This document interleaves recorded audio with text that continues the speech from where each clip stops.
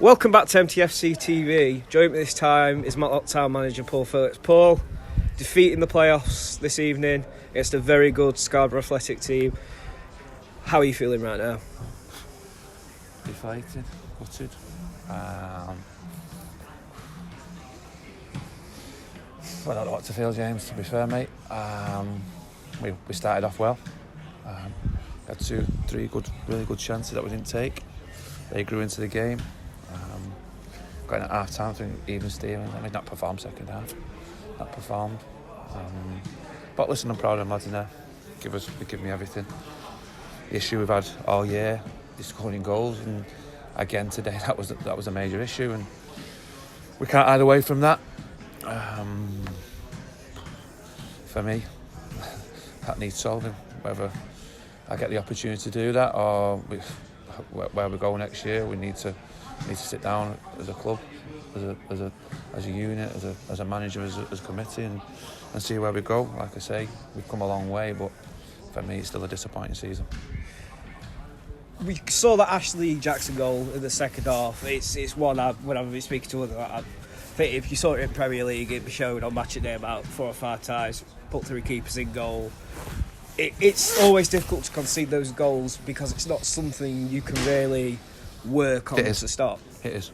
We can stop that. If the shape's right, you can stop that, pal. Like I say, you don't get that time and space on the edge of our box if the right players are doing the right jobs in the right areas. So, great strike. You shouldn't get that time and space on the edge of our box. Do you feel it was maybe a loss of energy towards the second half? I know the midfield looked a little leggy at times. Would you say that's fair criticism?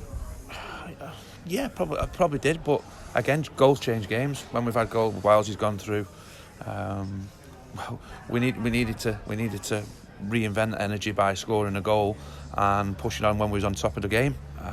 We didn't do that. We let them grow in. There's 3,000 fans here shouting them on. And I just don't think we started the second half right. When we go chasing the game, rely on the back 3, back 4 to keep us in it. I just don't think we had enough willingness to go that extra yard, and they did second half. I know you said during this interview, and I know at full time there's a lot of emotion shown by yourself, shown by the likes of Alex Byrne and other players who were clearly hurting in this loss. But I think it's important for the team in general to really highlight the great strides made. There's still work to do, no doubt, but to take a team that was, I think the season that was wound up, we finished 17th, to a team that deservedly earned the place at the table in the playoffs, it is a great achievement. And I think going forward now, you must feel excited about what's ahead for you and what's ahead for Matlock Town. Yeah, given the opportunity, like I say, for me, again, James, when we come in, we didn't have a foundation. The foundation's good now. I think no one ever picks us up and spits us out. It was Matlock turning up, get turned over and get back on the coach. For me, we're a good unit. We're a good unit. We know what's missing. Someone at the top of the pitch to put 20-30 goals in. But we can't keep saying the same thing. Listen, we say we've done well to get where we've got. I disagree again a little bit, because we should have been in the title race. We've not won enough games after Christmas, after the great start we had, to stay in the title race. And then it comes to this, we should be playing at home, but we've not beat the teams that we expected to be at home to make sure we've got a home tie in the playoffs and we've got the crowd behind us. So there's a load of different factors. Listen, like I say, most of them lads in there wear their heart on the sleeve. They've carried us, but there's 1 or 2 that are individuals rather than the team players, and that's for me to wean out. We've weaned a couple out this week. I think we've got to stay on the front foot going forward. Hopefully, like I say, if we have constructive talks with everyone, and hopefully we keep the majority of the team together, and it's just a matter of me sitting down with i.e. the chairman or whoever it is, and see where we go as a club and go as a management team.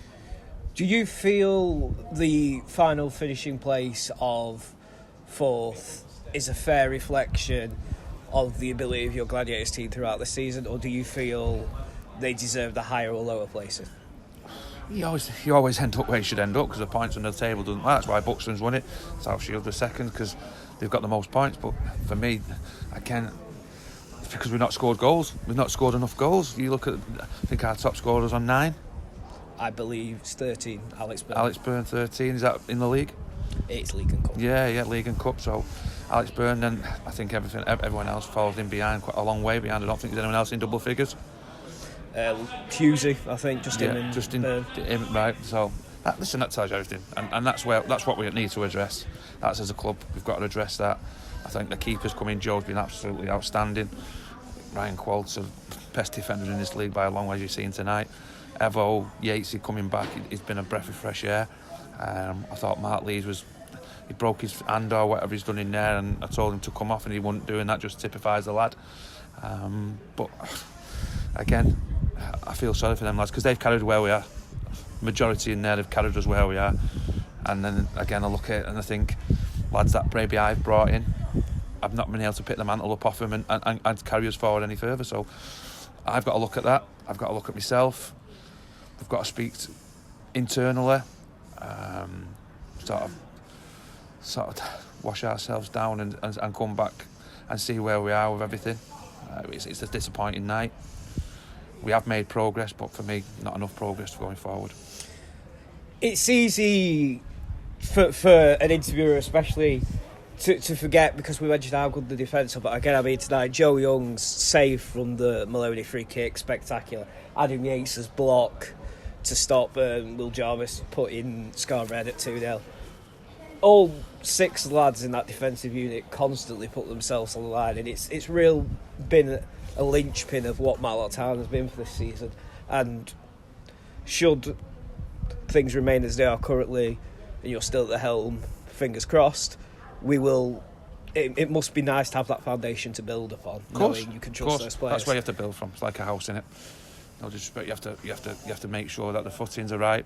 And we've got great lads at the back there. You're throwing the bodies on the line. As a unit, all of them. Listen, I'm never going to question people's. Just tonight, 1 or 2 lads who you asked the question about big games, get us over the line, a big game, get us over. They did it Saturday in certain elements. Can you get us over the line in another big game? And you just can't sort of listen to the young lads, a few of them. But you've got to, when you come into games like this, you've got to be able to pin your hopes on, not just pin your hopes on, and you've got to make sure that they know that what it's about. And tonight, I think it passed too many by. But listen, my back 4, my back 3, my keepers, my midfield. I thought Chippendale was brilliant tonight. Alex Wiles, even though he's not fit, we had to throw him in because he really wanted to play. I just feel sorry for the nucleus that we've not been able to get over the line. But again, they've done the town proud, as you keep saying. But for me, we've still underachieved. Okay, thank you for your time, Paul, and commiserations.